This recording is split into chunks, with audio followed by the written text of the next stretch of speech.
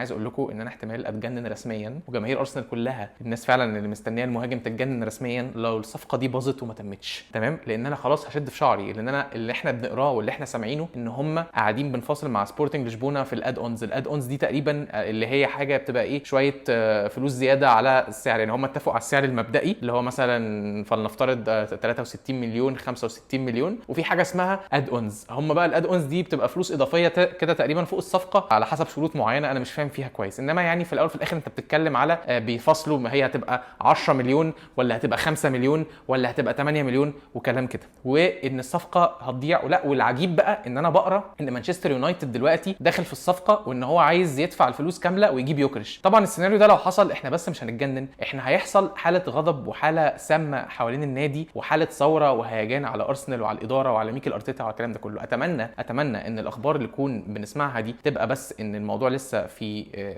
بياخد وقته في التفاوض مش اكتر، وان الصفقه ما بتبص فعلا. لان فعلا انت لو قاعد بتفاصل في الاد اونز اللي انت مش معاك تدفعها عشان رحت دفعت لي 52 مليون ولا 55 مليون في نوني مدويكي، يبقى انت فعلا يعني مش عارف بقى ساعتها الواحد يقول ايه حاجه، يعني مش لاقي لفظ محترم اقوله. تمام، مش لاقي كلام محترم اقوله لو فعلا الصفقه بتاعت يوكريش دي اتعطلت علشان انت فلوسك ضيعتها في مدويكي. انا مش فاهم انت بنفاصل في ايه؟ ما نخلص يا جدعان، ما ندفع الاد اونز دي، ما النادي معاه فلوس، ما النادي معاه فلوس وانت لسه خلصت من العقود بتاعت توماس بارتي. بيع يا عم لعيبه، بيع تروسرد، اتنيل، اعمل اي حاجه، ومشيت كيرن تيرني، كل دي لعيبه ماشيه فري انا فاهم، بس برضو دي كانت عقود انت بتدفعها ورواتب انت بتدفعها ما بقتش تدفعها.